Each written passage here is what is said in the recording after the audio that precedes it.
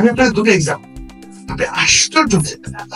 এই সেদিন ফেসবুকে একটা ছোট্ট মেয়ে 12 বছর 13 বছর 14 বছর 15 বছর হবে, আবার আপনারা দেখতে যাই না, ওই যে সিলেটি একটা মেয়ে, সম্ভবত সে নিউ ইয়র্ক থেকে এসছে অথবা লন্ডন থেকে এসছে, বাচ্চা মেয়ে, 16-17 বছর বয়স, এখন উজ্জ্বল উচ্ছল একটা মেয়ে। তাই জিজ্ঞেস করছে, আচ্ছা ঢাকা এয়ারপোর্ট তুমি এসছো তো, এয়ারপোর্টের পরিবেশটা কেমন, কোথায় কি প্রবলেম আছে বল?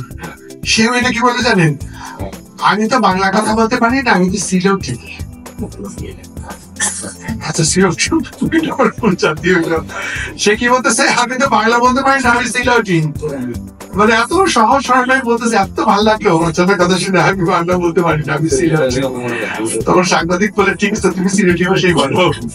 তখন এটা বলতেছে কি, হ্যাঁ এয়ারপোর্ট থেকে নামছি, নামার পর না ওই যে পরে যে ইমিগ্রেশন এসছে, খুব ভালো লাগছে, সব ঠিক আছে, ওকে আছে। তারপরে এখানে আসার পরে যে ঘুরলো, মালপত্র নিয়েছো, খুব ভালো লাগছে, ঠিক আছে, ভালো আছে। ওদিকে পরিষ্কার পরিচ্ছন্ন, ঠিক আছে, ভালো আছে, গুড আছে। এখানে কেমন লাগছে, গুড আছে, ভালো আছে।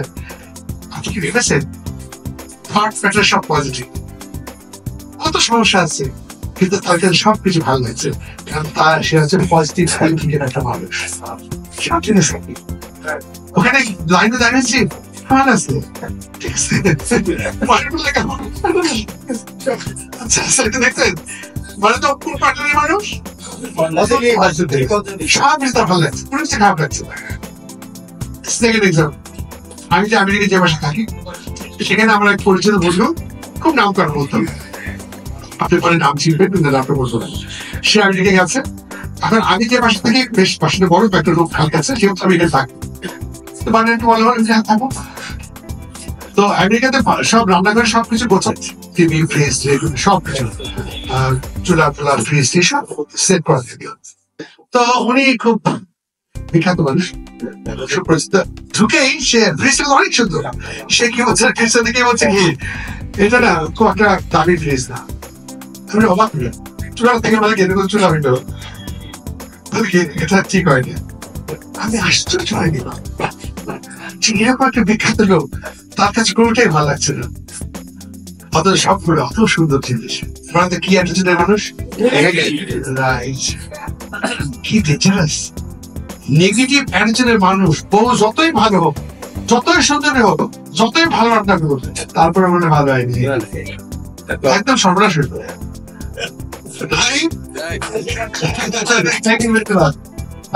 Positive thinking, positive attitude, positive person কত ইম্পর্টেন্ট একটা ব্যাপার। তাহলে আপনারা যারা এখানে আছেন, আপনারা কিন্তু একটা মানুষের সাথে 5 মিনিট না 3 মিনিট বসলে কথা বলে বুঝতে পারবেন ওই লোকটি বা মেয়েটির পজিটিভ অ্যাটিটিউডের না নেগেটিভ। জাস্ট 5টা মিনিট কথা বলে বুঝতে পারবেন, আপনি অবাক হয়ে যাবেন তার সাথে কথা বলে।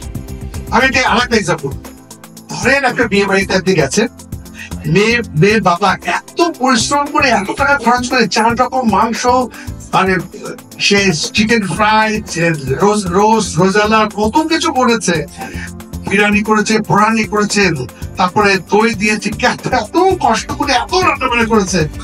কিন্তু আপনি বলবি জানেন, এই দইটা এই কোম্পানিটা ওখান থেকে আনলে তো পারতেন।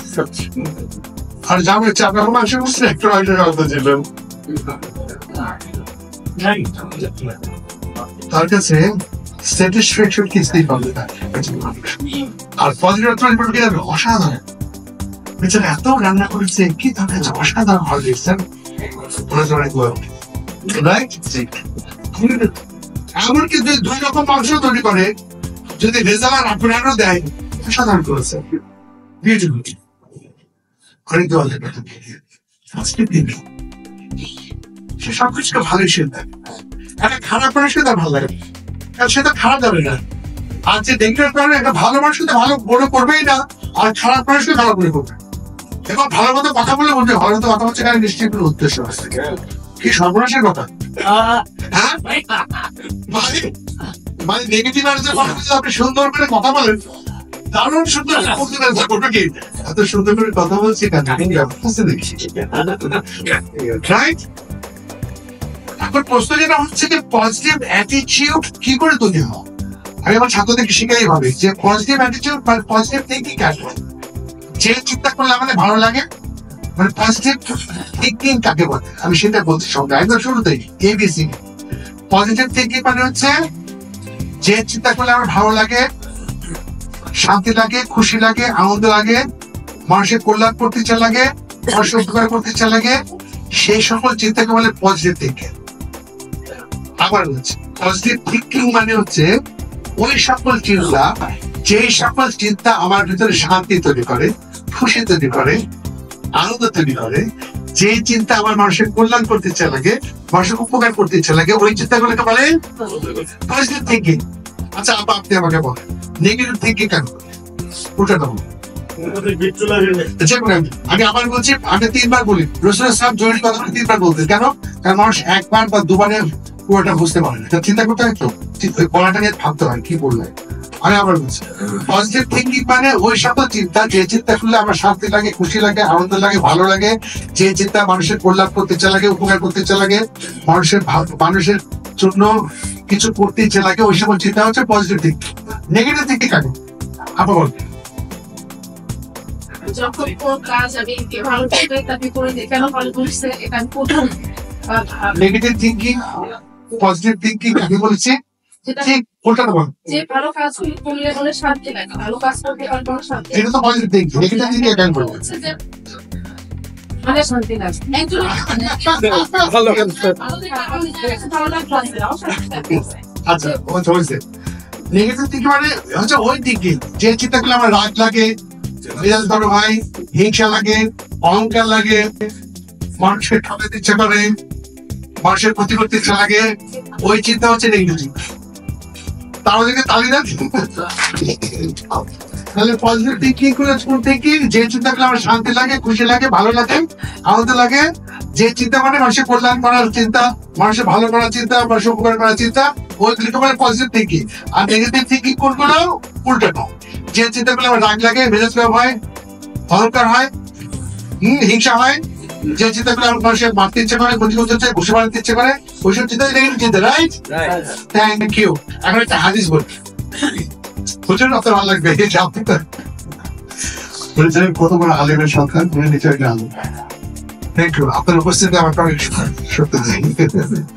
আচ্ছা, রসুল সাল্লাল্লাহু আলাইহি ওয়াসাল্লামের কাছে এক ব্যক্তি এসেছেন, ওর নাম হচ্ছে ওয়াইজ। রসুল বলছেন, ওয়াইজ তুমি আমার কেন এসছো? এটা জানার জন্য কি যে কোনটা পণ্য আর কোনটা পাপ, এটা জানার জন্য কিন্তু আমি চেষ্টা। কি অসাধারণ হাদিস। তো রসুল বললেন, ওয়াইজ তুমি কার কাছে এটা জানার জন্য এসছো, কোনটা পাপ কোনটা পণ্য এটা বোঝার জন্য? ইয়া রাসূলুল্লাহ। তো হাদিস লেখা আছে রসুল হাতটাকে মুষ্টিবদ্ধ করলেন ঠিক এই জায়গা, মানে মনের হৃদয়ের এই জায়গাটাকে হাতটা থেকে রসুল বললেন, যে চিন্তা বা যে কর্ম তোমাকে শান্তি দেয়, খুশি দেয়, স্বস্তি দেয়, ওই সকল কর্ম চিন্তা হচ্ছে তোমার পূর্ণ। আর যে চিন্তা যে কর্ম তোমার ভিতরে খুশখুশ অশান্তি কে জিনিস দেয়, সেটা হচ্ছে পাপ। কি অসাধারণ না?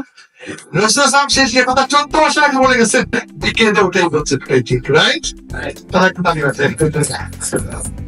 তাহলে আমরা বুঝতে যে চিন্তা করলে আমার খারাপ লাগবে, মন খারাপ হবে, অশান্তি লাগবে, সঙ্গে সঙ্গে উল্টো নেগেটিভ চিন্তা হচ্ছে,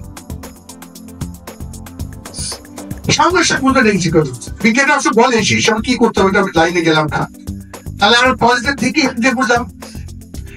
এখন ছেলে মেয়েরা আমাকে চিন্তা বলে, সারাদিন কালে খারাপ চিন্তা আসে, সারাদিন সারা খারাপ চিন্তা আসে। আমি ভালো চিন্তা করতে চাই কিন্তু ভালো চিন্তা করতে পারি। আমি ভালো চিন্তা করতে কি হয়? It's a common question. আপনাদের কাছে প্রশ্ন আপনার ছাত্রছাত্রীরা বা আপনার বন্ধুরা বা আপনার স্টুডেন্টরা বলতে পারে, স্যার আমি ভালো চিন্তা করতে চাচ্ছি কিন্তু ভালো চিন্তা করতে পারছি না, আমার মাথায় সারাদিন কেন অনবরত খারাপ চিন্তা আসে, স্যার আমি এখন করবো না।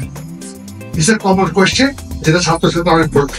আমি ছাত্রদেরকে বলে, দেখো বাবা, আমাদের ব্রেন তো একটা মেমোরি সফটওয়্যার। এই যে তুমি একটা পেন ড্রাইভের মধ্যে 100টা গান রেকর্ড করেছো বা 100টা ওয়াজ রেকর্ড করেছো, এখন তুমি 100টা গান রেকর্ড করেছো মেমোরিতে, এখন এমন একটা গান শুনতে চাচ্ছ যে গানটা তুমি রেকর্ড করে ওই গানটা বাজবে, তুমি না থাকবে।